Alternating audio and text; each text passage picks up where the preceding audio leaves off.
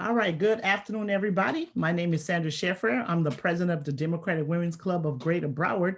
I have the pleasure this afternoon of interviewing, speaking with, and having a chat with Ray Martin. He's a candidate for Lauderhill City Commission, seat 3. Is that right, Mr. Martin? That is correct. That's right. Okay, so I'm gonna have him introduce himself, and then we're gonna he's gonna tell us why he decided to run, and then we're gonna just give him an opportunity to develop the platform and the issues that he want to address as a member of the commission. Before I let him do that, I want to let you all know early voting starts on Monday, October the 19th, and it goes until November the 1st. It's 7 to 7 all days. We're going to post the early voting locations on the website. So check out the Democratic Women's Club of Greater Broward Facebook page, and we're going to post all of the early voting location.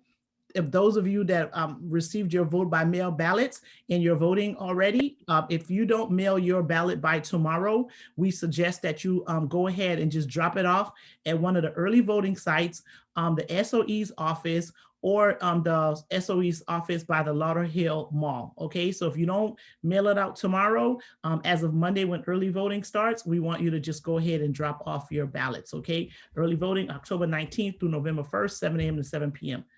All right, then, Ray, introduce yourself to everyone on Facebook land, and particularly you want the people in Lauderhill to vote for you.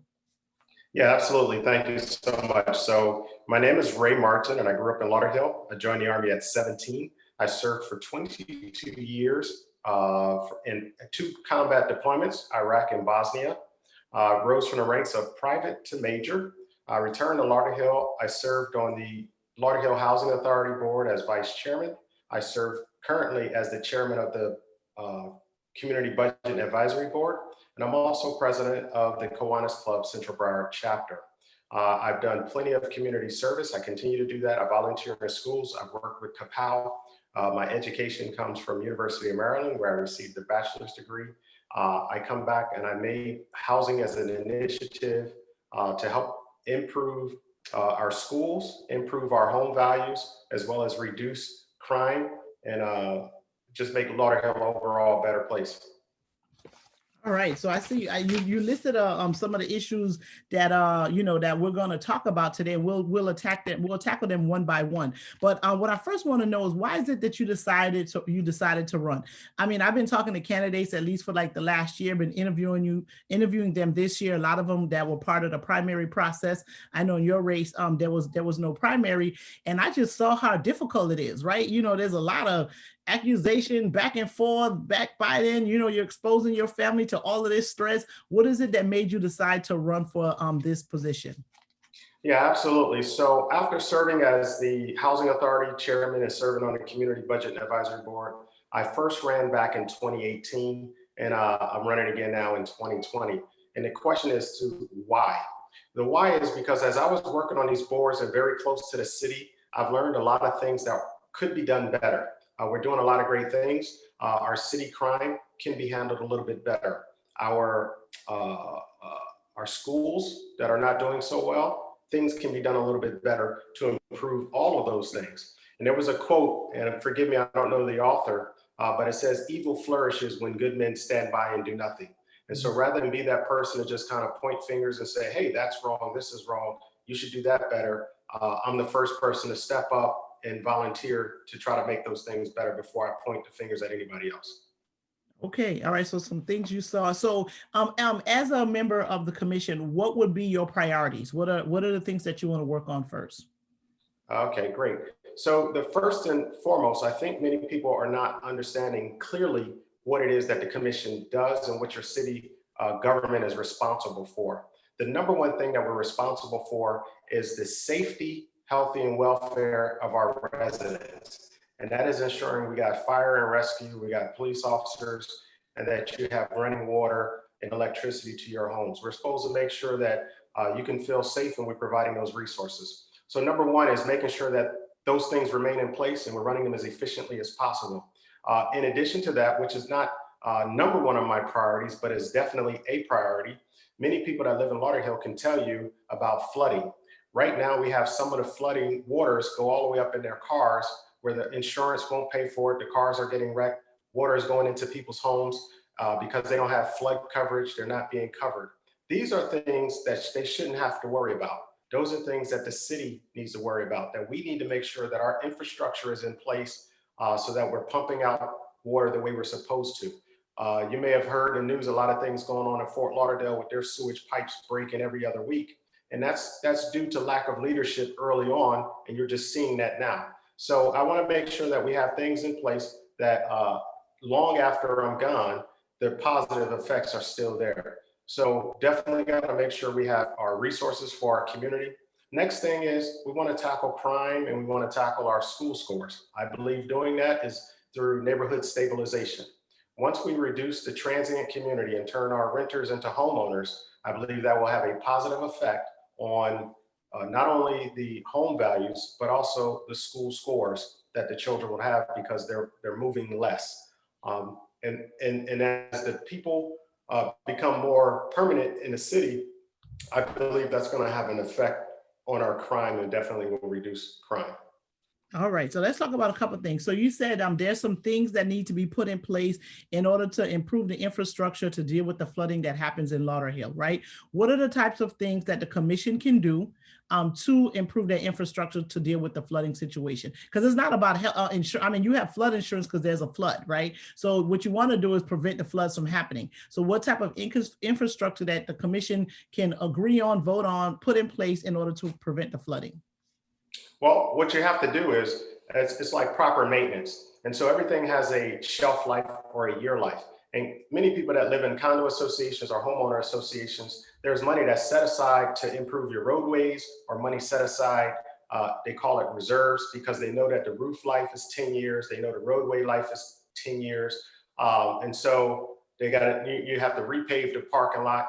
And so what we have to do is ensure that we have a maintenance plan on all our infrastructure facilities and ensure that it's properly accounted for in a budget and that we have resources that are going to be available at the year that it's going to need to be replaced. So those are the things that the commission need to make sure is in place, is basically a system so that we don't have the problems like some of the other cities.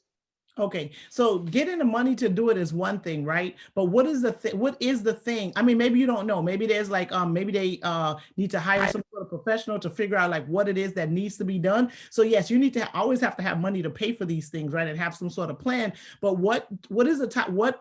If you know, what is it that the commission in Lauderhill can put in place to stop the flooding? Do they need to update their drainage system? Do they need to do some sort of build out? Do they need to make it where the water runs in the canal or something? I don't know. That's not what I do. I'm just trying to feel like, what is it that you would propose, or what do you think it is that they need to do in order to deal with the flooding? Because getting flood insurance mean that, you know, you live in a flood zone, right? Maybe you can help it. Maybe there is something that you can do to deal with the flood, or maybe you just live in a place that's going to flood no matter what type of infrastructure that's there. But getting insurance is like, that's something else, right? If there's a way to limit the amount of flooding, then, you know, maybe people don't, you know, you may still need to get flood insurance, but is there a way for them to make it not be so much water that it gets up to someone's car and mess it up? So let me clarify some things. I'm not sure if you mistook the flood insurance comment. What I was saying is, it's a problem that people are having floods in their homes and they didn't have flood insurance because it was never designed for a flood. They're not having a flood in their home because the sea level, we had a tsunami. They're having a flood because we have poor drainage, and that is a problem. And so what I'm saying is our residents should not have to deal with that. And what we need to do is ensure that our drainage is properly set and fixed so that our residents don't have that problem, because many of them do not have flood insurance. And so what I'm saying is, I know of residents that are dealing with these problems and they shouldn't have to. So what would I do as a commissioner? I am a leader. I served in the Army, as I mentioned, from private to major. And as a leader, what my job is not to know everybody's single job, but to know how to employ those people to accomplish the job. And so as a commissioner, I don't have to necessarily be a construction worker to tell you the grade level of the pipes underground or how it should be or which type of drainage you should put in place. But what I should be able to do is employ the right department. Obviously, I'm not going to, as a city guy, I'm not going to call on our education board to go give me a plan on how to dig the ditch. So we have smart people in the city already, and we would rely on their expertise. But as a leader, what you have to do, sometimes you may have worked in places where somebody has the answer and no one's ever asked that person. No one's ever listened to that person. And so while you had the answer the whole time, you kept trying to do your own thing and you didn't ask the right people who knew what they were doing. And that's my job as a leader, to find the right people with the right answers and provide them the necessary tools and resources so that we can accomplish the mission. Okay, so it's not that the people that are in place now don't know that this needs to happen. Is it that they haven't budgeted the money properly to deal with it, or they just don't know how to get it done? Like, what is it? So I don't necessarily want to. I don't want to comment or speculate as to why or why not. I don't know what people's priorities are. Every city has their own priorities. And so, and every commissioner has their own objective or their own initiative.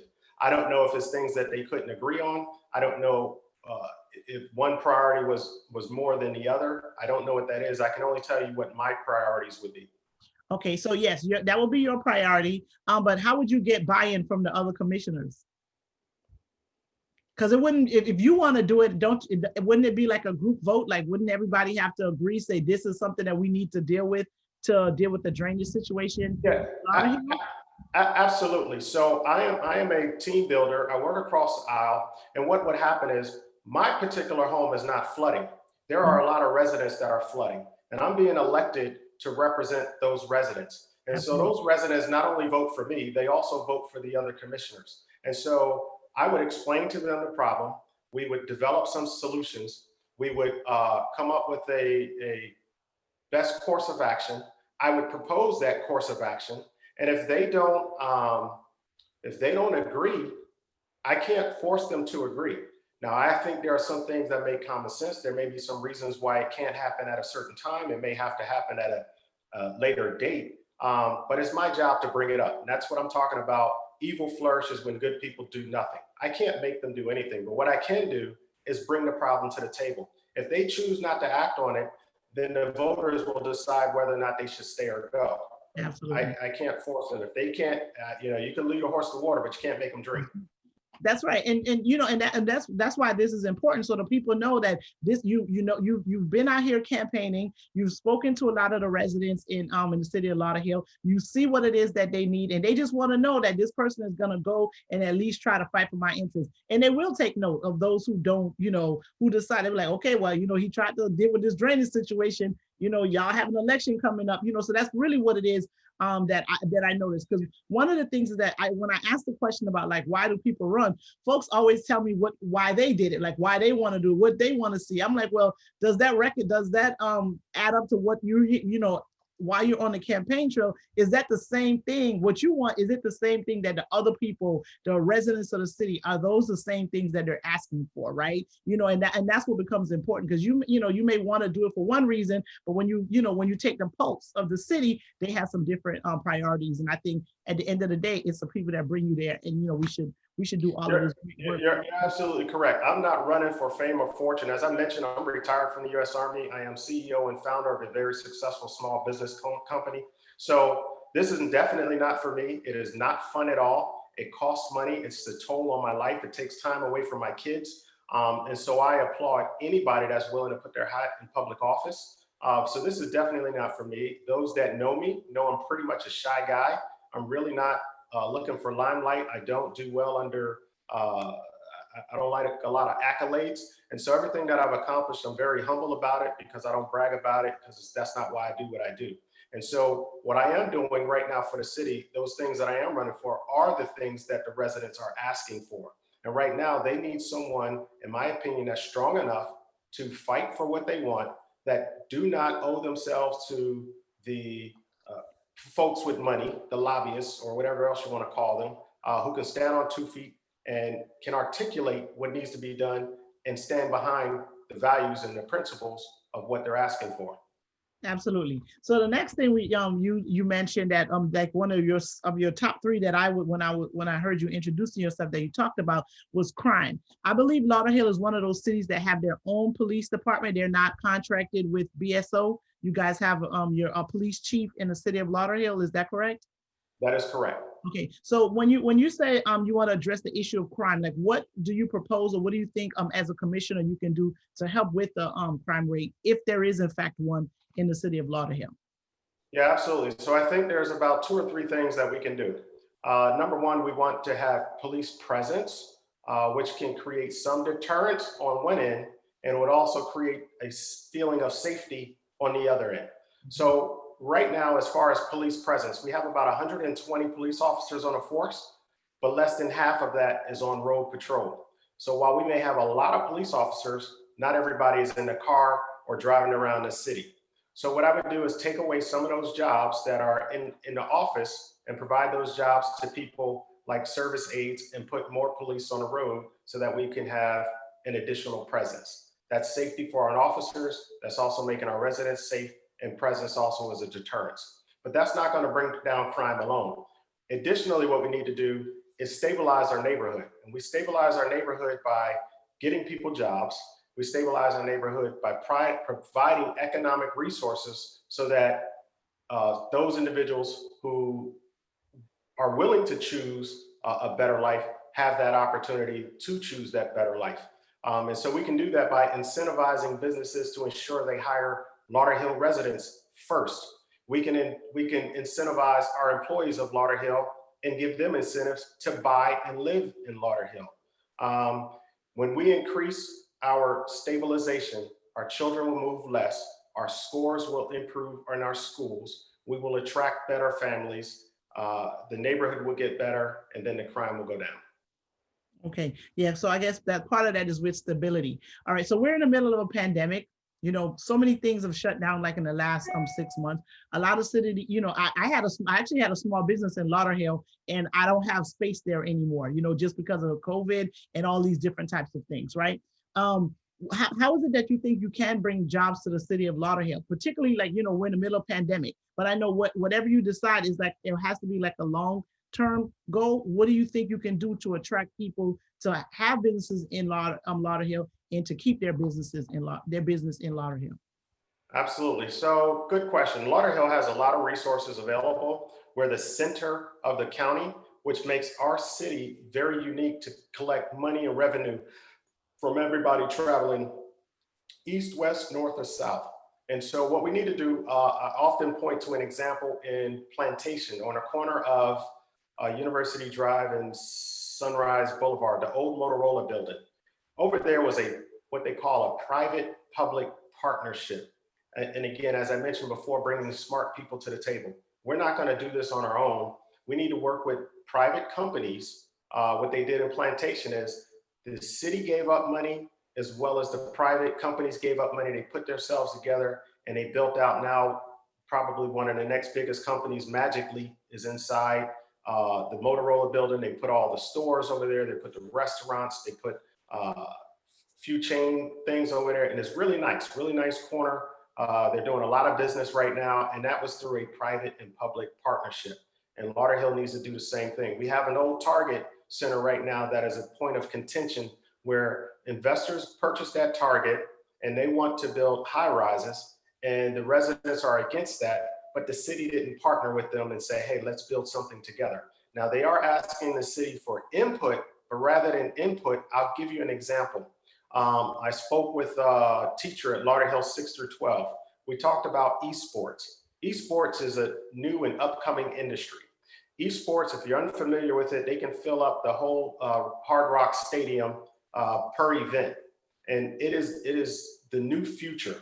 And what we need to do is stop trying to do the same things of the past and embrace the future and prepare ourselves for that. That Target Center could have been turned into an esports theater, an esports incubator, a business incubator, and we have not looked at trying to do that. We need new ideas and not the same things that we've been doing in the past. Okay. So you said so the high rise is like that's part of the development of a lot of what's happening in a lot of cities, right? So they used to build more single family homes. Now in Florida, because of, you know, I guess landmass or whatever, they're instead of building out, they're building up, right? How would another high rise in Lauderhill, how would that impact the infrastructure and the traffic in the city? Well, it's definitely going to have an impact on the infrastructure. It's going to have an impact, obviously, more calls to the police force, more calls for our fire department, and definitely going to have an impact on traffic. And those are things that just typical go with new development. As far as the type of impact, that's where we have what they call an impact study. At this moment, I'm not privy to see what that impact study is, so I don't have the exact implications, but definitely there's going to be some pros and cons to it. Okay, and the third thing you said you were really interested in maybe improving the schools in the city of Lauderhill. How do you propose that happening? I know the stability of families. You said that brings down crime. It also, may in fact improve the schools. Like, what is it that what's happening with the schools in Lauderhill, and what can you do as a commissioner to either make it better or improve on the situation that's currently there? Okay, so our scores are really what's important, but also what's important is the environment that they're in. So the school scores, no matter how much money we throw at the scores are going to improve until we can improve the home life of the student. Until we improve the home life of the student, the scores aren't going to improve. I think our teachers are doing a great job. I think we have some of the best teachers there. What also we can do is make sure that the school has the necessary resources and the technology, and they're operating at a top level school. We can do that through working through our school board and holding our school board accountable. We have individuals there that's been there elected for a very long time, and maybe things aren't changing as fast as we'd like them to change. And so it takes commissioners and principals to work together to hold our school board accountable. And if they're not doing what they're supposed to do, just as I mentioned before, as commissioners not doing what they're supposed to do, the voters will have the say when it's time for election. Okay. And what type of community outreach, if any, will you put in place? Because a lot of times people don't know about these things, right? Like something's happening in the city and there's some sort of meeting. They don't know it's going. They don't know what's going on. They don't know they have some say so in it. What type of community outreach is particularly the ones who get the short end of the stick? A lot of times they're getting that short end of the stick because they don't have no say so on what's going on, right? So, what kind of community outreach would you put in place to get the people involved and say, listen, you do have a say so in what's happening in your city? Absolutely, and I'm glad you brought that up. And specifically, there's a opponent of mine that often use an answer called education. When I've talked to residents, they say they take that a little bit offensive because we don't have to educate them about the city programs. We have to inform them. So it comes down to communication, not necessarily education. And so what I would do is be very diligent and proactive in getting the word out and communicating with the residents. Currently, the city commissioners have been there quite some time. They probably didn't move along with technology. Right now, I think the city can use a technology upgrade. Those that know me, that I've been running a campaign, I'm texting 8,000 phones. I'm getting the word out. And so I've learned a lot of things as a campaign, running a campaign, how to communicate with the community. We use the radio. We use venues like this. Our current city is using Zoom because they were forced to, but we could do a lot more of this. Right now, we have community centers that don't have community TVs in them. I would first outfit all of our community centers with TVs so that our residents can watch the meetings right there from the community center. We would have our own channel. We would have free internet. There's a lot of things we could do to get the word out. We got a billboard on top of one of our water towers right off of Rock Island that we don't use. We have a performing arts center that we can erect a big LED billboard and talk about what's going on in the city. We have a lot of things that we could do. We just have to start thinking outside the box and do it. I've complained and talked to the city about they put up big billboards when there's a concert going on, but you don't put up a billboard when it's come to how you spend your $150 million budget. Why do we advertise a concert, but we won't advertise how we spend $150 million? And so I think we should just use things that we're doing a little bit differently and prioritize. Advertising a concert wouldn't be my priority. I would be advertising things that's going to affect our residents. Those things are my priority. And so when it comes time to getting folks to a concert, the city knows how to do it. When it comes time to getting people to a Caribbean Village Festival, the city knows how to do it. But when it comes time to getting a budget review, crickets, you hear nothing. I'm So smiling a little bit because I done been to some concert at the Lauderhill Performing Arts Center, and I'm just like, I'm kind of glad I saw that sign, that they were talking about it. And I'm sure, you ain't too mad at it because, it brings revenue and, people into the city and that type of thing. But I do, but I absolutely agree with you. Like I live in the city of Miramar, and, we have one of those East-West issues, right? But I love the city I'm in. I think they do a lot of great job. But, there are some disparities and some differences in what some residents get and what others get. And I know that they have been trying to build like a Walmart in a part of Miramar for like years. And then when those people start talking about that, I see signs, on the side of the street, you know what I mean? And then people come and then that Walmart still hasn't happened, right? But then, in the east part of town, all of a sudden there was like all this Ross and this and the traffic change and all of these things happen. And, I don't know why it happened that way, but I so that's why I think it is important that, that people vote, that people vote someone in who's gonna make sure everybody kind of knows what's going on, right? And part of that too, and again, for me talking to a lot of candidates was that it's not cheap to run, right? Like, so it's expensive to run. You got to get people to, not only give you money, but then it's also very time consuming, right? Like, you said you make some sacrifice. So not everybody can do it. So there was definitely a lot of barriers to that happening. And now, folks are finding more creative and innovative ways in order for them to do that. And I think that makes it where, it's not always just, I don't want to say elite, that's the wrong word. So not only people that have like money and access and time to do it, just like a regular person who wants to do things for other regular people have the ability to run. And that's usually when I talk about diversity on the board, that's the diversity that I talk about, that I'm thinking of, is that you need all the different types of people that live in that city should be represented, I think, on the commission. What are your thoughts on that? I agree with you 100%. Absolutely. And so oftentimes what has happened is you'll get big money people to back certain candidates. And then what happens is those candidates are beholden to whoever paid their coffers. And if anybody look at my campaign finance reports, you'll know that I financed my own personal campaign 90% out of my pocket. And that's the type of leader that you need. Someone that don't owe anyone else, someone that has been successful at running things and therefore they can pay for their own campaign. If we get more people in office who are less beholden to everyone else, you'll have a more diverse board.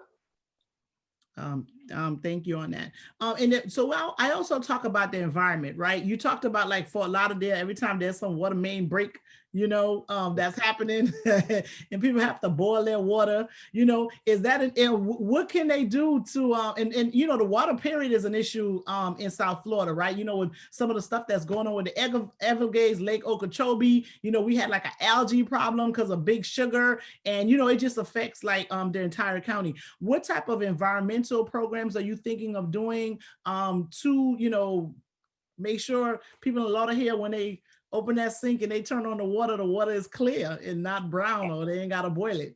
Yeah, absolutely. And what that comes down to is doing the right thing when the right thing is necessary. So for example, doing environmental things and working underground and all that kind of stuff, that stuff is not, it's not a highlight.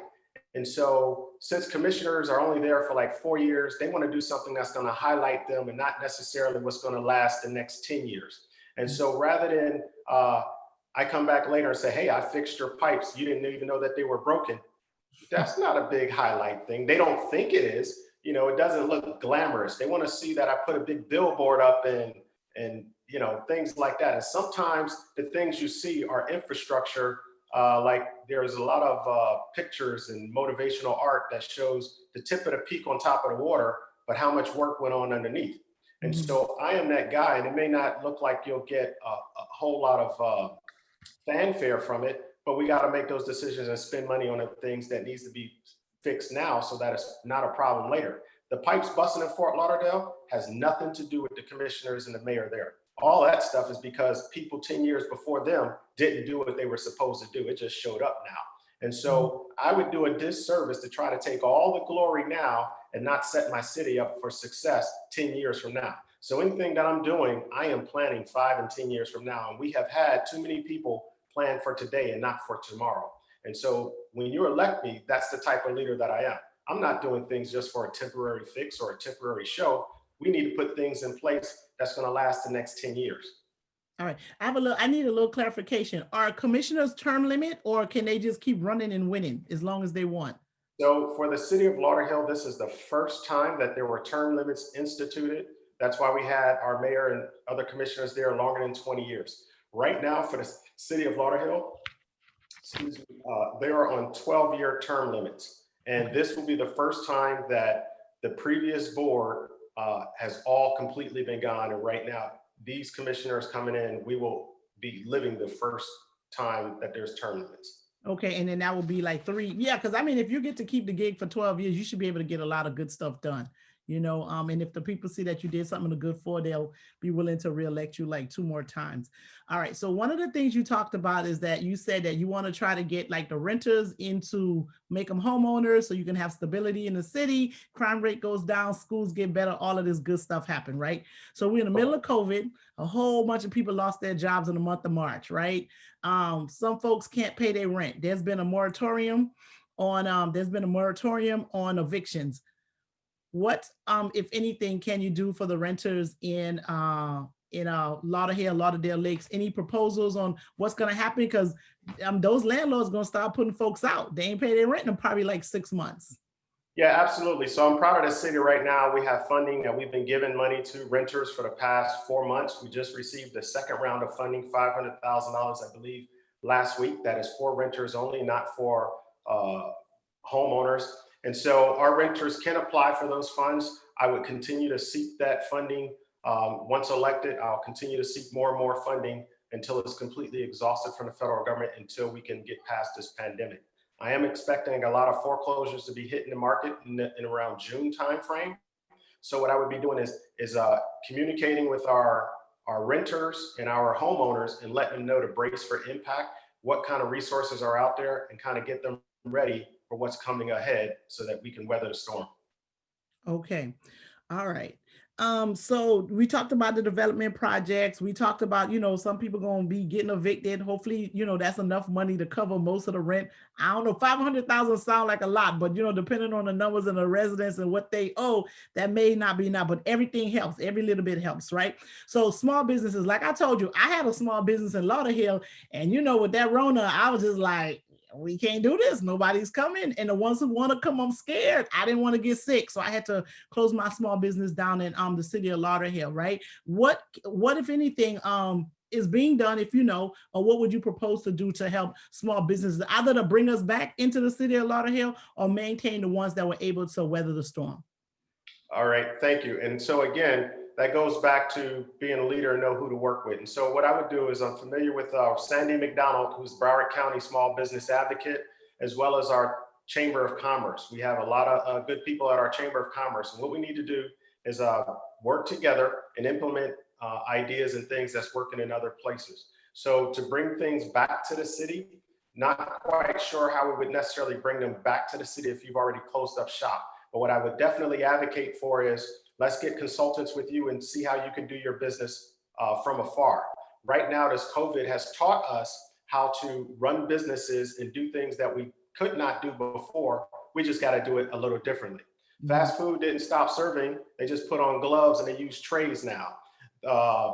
They didn't say you can't come. They just make you park outside and they bring food to you. So they have not lost their business. They just changed how they do business. Right. And so any of our small businesses, I would definitely encourage them to come to our office, City Hall, sit down with our Chamber of Commerce, and let's restructure. Every business has a different way of doing business. And so we'll find out what it is that your business did and work on ways to how we can now implement a new way of doing business under this new COVID. We just got to start thinking outside the box. Notaries are now online. Mm-hmm. They're notarizing documents online. Exactly. Yeah. Yeah, it's happening. Just bring it up to the camera. Let us see what that document looks like. That's what your signature. Show me that license, right? Yes, I saw that. They verified that. They saw the ID and it was like in color.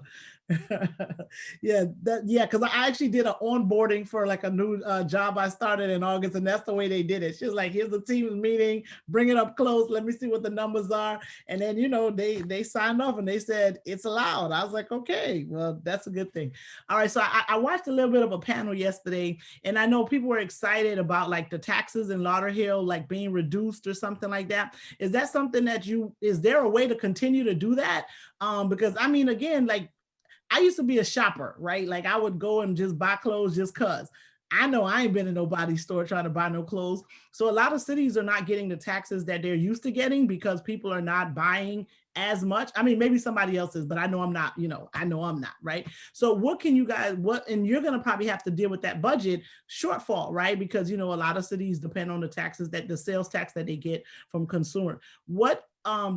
So it's a two-part question. Is there any way to reduce the taxes for the people that live in the city of Lauderhill? Because apparently that seems to be something that they're complaining about. The taxes are high. And then what are you going to do with how you going to budget when people ain't spending no money because a lot of them don't have any? Yeah, absolutely. So again, it goes back to thinking outside the box. You got to be creative. We got to bring in more revenue. The only way we can bring down taxes is bring in more revenue or reduce our expenses. When we reduce our expenses, there may be things that the residents want and we take away and then they start complaining. So we have to be very careful and find out where we're spending extra money at and reduce that, become more efficient, and also increase revenue. And I'll give you a quick idea. We can partner with a marketing agency and say, hey, I'll tell you what, we'll let you put your monitors inside all of the city bathrooms, and you can run ads on those TVs inside our bathrooms, and we'll let you put it there for free, but we want 30% of the income from the ad revenue generation. Mm-hmm. Why are we not thinking like that? If you go into restaurants and go to the bathroom, there's TVs in the bathrooms, there's ads. You go to your gas station, there's ads they're selling at the gas station. There are tons of ways that we can bring in additional revenue if we think outside the box. Okay. Yeah, because that sounds like some sponsorships, but I wonder if that gets kind of tricky, right? Like, yeah, I have to think about that because again, I'm not talking about like I gave you an idea, not necessarily the idea that's going to fix the city's tax problem. Yeah. Okay. I'm sharing with you an idea that is something simple that's available through a public and private partnership in ways just so that we can get our mind thinking. Just start thinking. There are other ways to create revenue for the city. Yeah. No, we definitely have to think outside the box. However you used to do it may or may not work right now. So you have to do a little thing. And I have like most of my client base is like Haitians, right? And with COVID, they usually want to come to your office and bring you some papers. And I'm like, nah, bro, you're gonna have to find a fax machine. You're gonna have to, use your iPhone and scan the document to me because I'm not coming to meet you anywhere just because I'm just not coming to meet you anywhere. So you're right. So even people who are not as tech savvy had to find a way to like move with the times.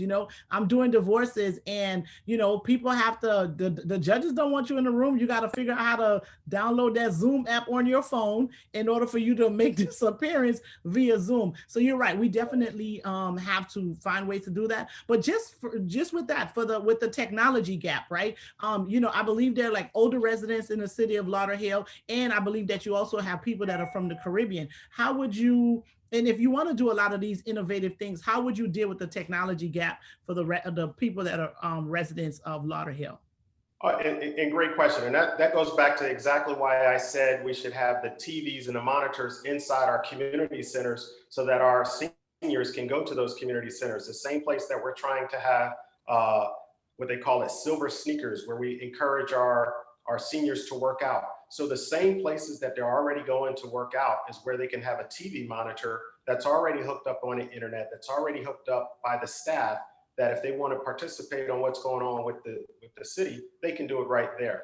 And then additionally, which I've already went and fought for, was buses. We wanted to bus our seniors to City Hall.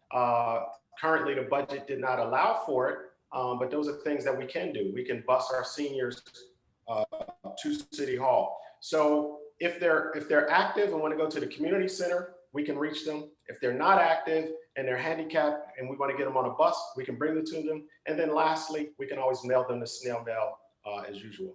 Okay, and so that brings me to the last one of the last things that I talk about is transportation in South Florida is terrible, right? Mhm. You know, I mean, most people have to have a car. That's why I have an issue with people trying to build up, right? Like these developers want to have these big old high rises. I'm like, don't you know everybody have a car? Like, where you gonna park? All these cars are coming if you're building up, like you know. So that's a whole other thing. What, if anything, do you think Lauderhill can do to improve like public transportation? And then and if you do improve it, how could you get people to be like, yo, just get on the bus? Like you don't need to drive everywhere. Is Yeah, that something so that you're thinking of? good question. But we already have things in place. I'm not sure if you're familiar with it. One of the things that we're currently doing is we're partnering with the Lauderhill Mall as well as the Broward County, and they're redoing our bus terminal. They're bringing a bus terminal from side of 12th Street, and they're bringing that bus terminal around to on State Road 7, 441. They're also installing a light there. I had a tour of Florida Department of Transportation that's partnered with Broward County, and I was able to learn a whole lot about the Broward County transit system and how it works. And they align right now. We're getting smart technology where the buses are aligned with the lights, and the lights are timed with the buses. So that way, when the buses get close, they're all timed, and it makes the bus run much more efficient. And for the routes that the public transportation for Broward County don't run, Lauderhill has about 6 private routes that we run with our own buses to get into areas that the big buses don't go to. So right now, Lauderhill has a pretty good transportation system for the residents. The residents can get around by either the Broward County Transit bus, or they can get around by the Lauderhill Transit that we have internally in the city. And then if you're disabled, Broward County also has the TOPS program where you can call up and they'll come pick you up at your doorstep. So for the city of Lauderhill, I think we have a pretty good transportation piece. I would continue to make sure that we continue to look at additional ways to keep making those things better. We can also look at our vehicles that we use as a city, ensure that we're buying energy efficient vehicles and ensure our vehicles are using as less fuel as possible. And we're doing the best we can to make our carbon footprint as small as possible. Okay. And that's probably something that you may or may not know is like how many residents of Lauderhill actually live and work in the city. Is that one of the places where people live and work, or most people kind of commute in and out? You know, like if they work there, they commute from another city. If they live there, they go and work somewhere else. Right. I don't have the exact data on that, but my feel as I've walked around the city is that many of the people who work in our city do not live in our city. Mhm. And that's why I go back to that incentive that I mentioned. I would incentivize employers to hire Lauderhill residents. Okay, thank you. So we do have a question on Facebook that they want me to ask. And the question says, how will you prioritize fostering inclusion in your city? Inclusion in what way? I last yesterday in the interview, we had a question, and it was talking about diversity. And so immediately some people think about race. They think about race. And then it was brought up, well, what about gender, or what about economics? So just to make sure I answer their question correctly, if you don't have anything further, I would talk about, I'm going to choose, but I don't want to say that it's incomplete. You know what I mean? So because there's a lot of ways you can include handicap, we can include our disabled folks. But what I would bring up is that point, handicap and disabled. Right now, we have a lot of programs for mostly everybody as long as you're good to go. We just started a BEAT program for the hearing impaired. But right now, I see a lot of parents with children that have a lot of deficiencies, but there's no programs available for those youth. The parents don't feel safe letting them go to the park on their own because of the other kids will pick on them. And we don't have a lot of programs. I'm part of the Kiwanis Club, where we have what we call the Key Club, and we also have an Action Club. And the Action Club is where a lot of our minorities, our youth, are disabled youth. And so we need more programs to address the disabled and mentally, with mental health issues. Yeah, and I mean, I have a child that's special needs, and I know that there's just just not a lot of programs, right? So there are things that they're just not a lot of programs. A lot, it's better than before because I'm sure someone who had a special needs child 20 years ago don't have what what we have access to. But even though we've come a long way, it still feels like there's a long way to go, and all of those Right. things. So I hope I answered that question. And with the way I look at it as when it talks about inclusion, I think leaders, what you expect from a leader is to have someone that has awareness. And I am aware of economic disparities. I am aware of gender disparities. I'm aware of physical limitations and physical barriers. So being aware of those things is number one, in order that when you implement new procedures and new policies, that you take all those things into account and into consideration. And so if that's the type of leader you're looking for, that's going to be aware of those things and make sure it's included when we make new policies and ordinances, that would be me. Okay. And do you know that City of Lauderhill have made a statement about Black Lives Matter? I don't believe they have officially made a statement about Black Lives Matter. I did have a resident request from me if they can paint Black Lives Matter on the street. I sent that request forward as I promised them that I would, and I did not get a response back. Okay, and if you are the next commissioner in Lauderhill, would that be something? Would you ask or would you put up something to have a referendum on Black Lives Matter for the city to make a statement on that? Yes. Okay, all right. So we talked about all of my questions. So now I'm going to give you an opportunity to tell the people why they should vote for you, right? And I'm not going to tell you do it in 90 seconds. We're here to talk. Take as long as you need. Tell the people why it is that they should vote for you. And I'm not going to say I might not ask you something else because if you say something, I'm going to do a follow up with you. No, absolutely. Okay. As I mentioned before, I think we spoke for quite some time right now. I think we heard a lot of good things. I appreciate the opportunity to come on this platform in your forum, and I thank you for your questions and thank you for having me here. I think and believe that I'm the best guy and the best candidate for the job. What you need is a leader. I am that leader. You need someone with integrity and values. I am that person. You need someone that's forward thinking. I am that person. You need someone who understands what it is to be to be challenged in life. I know where people are coming from. I was not born with a silver spoon in my mouth. I served. I slept in a bedroom with my brother and sister. It was three of us in one bedroom. I grew up pretty hard. I joined the Army because we couldn't afford college. I was later able to go to college through I learned how to be I served all over the world, served with NATO, many different nationalities. I have the ability to work across the aisle, and I've worked in this city on city boards. So I have what it takes to start doing the job on day one. And so vote for me, Ray Martin, for your Lauderhill City Commissioner, seat number 3 on November 3rd. Okay. Well, you want them to start voting on the 19th. If they didn't vote Oh, already, yeah, you can start next week. October Get 19th, the ballot right now. November 1st. You can turn in the ballot right now. Right. Yeah, we don't need everybody waiting until the 3rd. We need, something, they might come up with some foolishness on that day, right? So we need them to get it in now. And, in case they try to do some nonsense on the 3rd, we need that vote in ahead of time. Right. So tell them to start voting on Monday, October the 19th until November the 1st, early voting. All right. So people want to give you money. I know you said you pretty much self-financing, but somebody be like, what? I love all what he said. I want to make sure this brother gets this seat. So how can they donate? Even if it's not money, time, right? Because early voting is 14 days, 12 hours a day for 14 days. You may need some help. You might need some people to put in some hours. How can they get in touch with you? Well, absolutely. I do need money. I'm not turning any money down. I will take some money. So absolutely. Hopefully you've tagged me on Facebook. You can go to my Facebook, send me a message. You can go to my website, www.martinforlauderhill.com. You can send me a text message or call me 954-644-0578. Definitely, I need volunteers. If I don't have money, I need volunteers. I need workers. You can start working on Sunday. You can work from Sunday all the way till November 3rd. We got a job for you. Right. And then, so you said it's Martin for Lauderhill. So is it FOR 4 or the number 4? It's FOR. Okay. So Martin FOR Lauderhill. Correct.